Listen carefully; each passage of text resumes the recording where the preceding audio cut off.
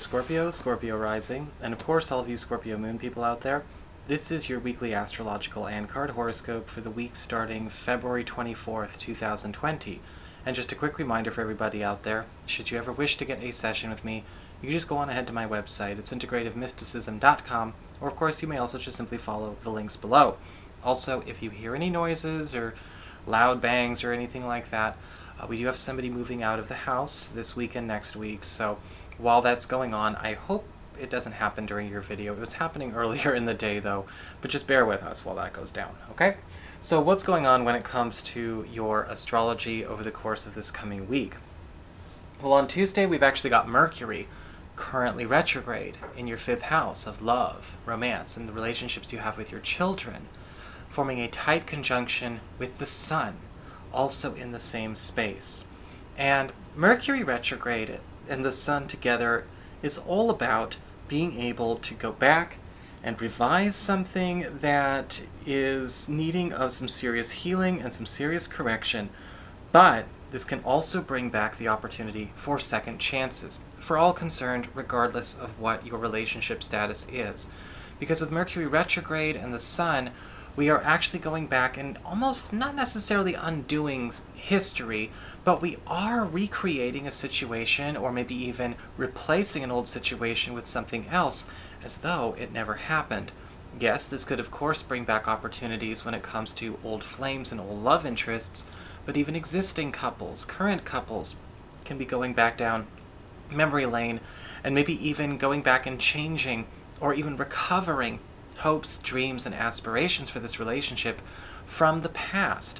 And so that means that all of you are getting a chance to do some deep recovery and healing work this week when it comes to love and romance. And the cool thing about this is that this can also extend towards maybe even making a pivot, getting back on a track that maybe we wished we were on as a couple, maybe clearing up a misunderstanding, or maybe even going back to a point earlier in our relationship history where we did feel much happier, or at least maybe we're happy now, but maybe we felt more abundant, or maybe we felt more inspired, or we maybe felt a little bit more socially active. There's something that we may have accidentally left in our history that belongs in our present. As we get to Friday, we've got Venus, the planet of love, affection, harmony, attraction, magnetism, and the finer things in your 6th house of work, your reputation, your schedule, your service to the world, and essentially just how you are seen, how you are received. And as well, sometimes this talks about, our personal routines. Now, Venus is going to be in a tense square on Friday to Pluto, which is currently in your 3rd house of communications, pacts, promises, commitments, your peer group. And there's something in the air when it comes to Venus square to Pluto, where you are basically being elevated, you're being treated with a great deal of reverence and love and appreciation, getting lots of gestures of affection and admiration from somebody. I feel like this could be in a professional or more of a platonic social fashion, but with Pluto involved, there could also be some energy that kind of espouses jealousy from another person in that group, or possibly among your peers and colleagues. And I'm getting this very distinct feeling that it has to do with you encroaching on what another person might think is their turf, or perhaps all of this praise, all of this love, all of this affection is starting to maybe agitate them a little bit because, well, maybe they thought they were the king or queen of whatever this is. And I feel like, while it is petty jealousy, and while it is something that really shouldn't be getting people feeling insecure, it is coming from a place of deep insecurity and fear on the part of that other person. Now, don't let yourself get guilt-tripped, don't let yourself get manipulated, allow yourself to enjoy your cake. But at the same time, because it's a square, there is also a way to make sure that we can keep the peace and keep any kind of drama that could come up from this at a low. So, before we get on to the cards, I do want to remind everybody that if you are interested in the Patreon monthly horoscopes for March, those will be coming out Sunday, February 23rd. And if you have been waiting for the Oversoul video talking about soulmates, twin flames, soul family, and all of that kind of stuff, well, it's been up for a while. And you can check it out on my main channel page by opening up the down bar beneath this video and clicking on the link, or just clicking on my avatar beneath this video and going to the main channel page. So check it out after this one if you want. So what's going on when it comes to your cards this coming week?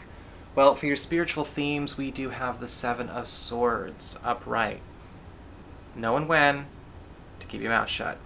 Okay, and I know that sounds kind of weird, just bear with me here. The Seven of Swords is indicating a need for a bit of discretion, or at least being a bit more judicious with what you share with the general public, or maybe even, your peer group. Sometimes we have to wait until somebody is in the mood to hear something, even if it's overwhelmingly positive. Sometimes with the Seven of Swords upright, we may find that things that we are totally on the level with, but we just want to wait and see before we start putting stuff out there, could accidentally get divulged by maybe an eager supporter. I'm actually seeing a positive spoiling of a secret or spoiling of a surprise that you might want to be more protective of this week. In a lot of cases, the Seven of Swords is usually guarding us either, again, against being shady or encouraging us to be more discreet. And I'm definitely seeing the be discreet, all right? It's almost like if you want to keep it a secret from maybe a boss that you're looking for a new job, even though you know it would be okay. Maybe you don't want to let somebody know that you're getting ready to make a big change in your life just yet. Maybe you don't want to send those ripples out there until there's a no going back point achieved. Pay attention to what you are sharing this week, because you don't want to betray your own confidence. As we get to the influx, or what's coming in and affecting all areas of your life, well, we've got the Seven of Pentacles upright. And a lot of good news is coming your way, but it's happening in a very slow fashion. I'm actually seeing with the Seven of Pentacles upright, a lot of you Scorpio people are starting to get news that a lot of maybe seeds that you've planted are starting to actually sprout, they're taking root, and you're starting to enjoy a little bit of the rewards of them, and people might be accidentally pushing you to be a bit more premature when it comes to your next move. Now, the Seven of Pentacles is always giving us, hey, look, maybe it would be good to be a little hands-off right now. Wait and see what exactly these things will turn into on their own, just for this week. If you want to make some adjustments later, that's perfectly fine. But we will get more by allowing things to take their course than if we decide to harvest at this moment. And this could be, of course, coming from any area of your life. This may be something that you're experiencing as a bit of a routine. You may find it as the same story throughout this coming week. Because the outflux card as well, we've got the Page of Wands upright. Page of Wands upright is going away, which, of course, would indicate a bit of a slowdown. A need to be a little bit more careful, maybe a bit more quiet, or again, judicious with our truth. Because the Page of Wands is both the energy of haste, right? The Page of Wands moves very, very fast, rapid initiation, and the Page of Wands is the herald shouting everything from the rooftops. Now, with the Page of Wands going away, there's also a need to take a step back, call back your energy, and make sure that things are allowed to, of course, take their course with the Seven of Pentacles upright, but also take their course maybe a little bit more in secret. Sometimes you want to go ahead and do your thing without having too many people breathing down your neck or trying to get involved. Sometimes you don't know if other people will have the respect to leave something well enough alone, even because it's doing just fine on its own, once you've already told them what you've got going on. It's not about living in fear or paranoia or, a lower polarity like that. It is about making sure that everything has its best chance, and sometimes it means leave it alone. As we get down to the bottom of the spread here, the mundane concerns, for your material wealth, you have the Ace of Pentacles upright. Beautiful card when it comes to work and money, because we actually have the planting and the payoff of either a new source of revenue, or maybe even just the payoff of something that has been a work in progress that's now going to continue to reward you, continue to pay out towards you. Because I'm looking at the Ace of Pentacles, and I'm not necessarily seeing something that is all done, but it's already starting to give out or give more, which is really, really cool. Like we get a little bit now and a lot of it later. The Ace of Pentacles is talking about not only a new beginning when it comes to either a professional or financial concern, but I'm actually seeing like an addition. I'm sort of pushed or guided to actually look at the card or interpret the card as the girl dropping an extra pentacle onto the cornucopia that's already paying out. There's an unexpected extra, an unexpected new commitment, financially or professionally, coming your way this week. And whatever it is, I mean, you are adding it to the bounty that's already there, but it also expands that bounty.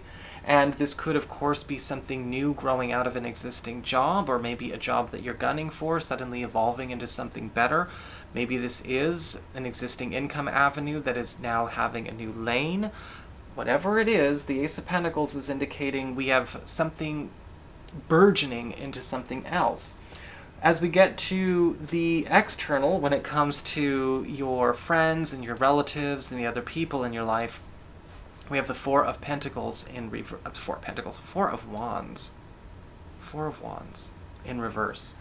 And it does look like there is something coming up here with a friend or a relative who is actually letting you know that something is actually in the process of being built. There's something that's actually already taken off when it comes to being in the construction process. Now, this could be something that you're working on with them, something for your family, or maybe even something that could be just gifted to you, or something that's that you're already heavily invested in.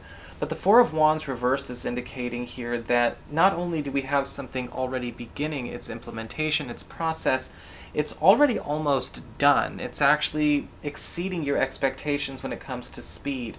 Remember, the Four of Wands reversed, even though it's reversed, it's never, ever a card that goes on a lower polarity. It can indicate, okay, maybe we're about to have the accomplishment happen, but with the Four of Wands reversed, the accomplishment is already 80% underway. And I'm not sure where this is coming from, if this is something that they're, again, hooking you up with, or you're both working on it together, or all concerned. There is a breakthrough very shortly. As we get to the relationships area when it comes to love and romance, well, we have the Nine of Pentacles in reverse. And when it comes to the Nine of Pentacles in reverse, a lot of the time and this is what I'm definitely getting at this point, we're kind of seeing a partner sort of lose confidence in their ability to do the part that they said they wanted to do for this relationship or for this connection. And I'm kind of feeling like they are asking you to do something that they would normally be able to do for themselves, and you're kind of getting this indication that, okay, my partner, maybe they just don't want to do this anymore. Okay, that's cool, we can work out a trade. It's just a bit of a role shift, it's no big deal.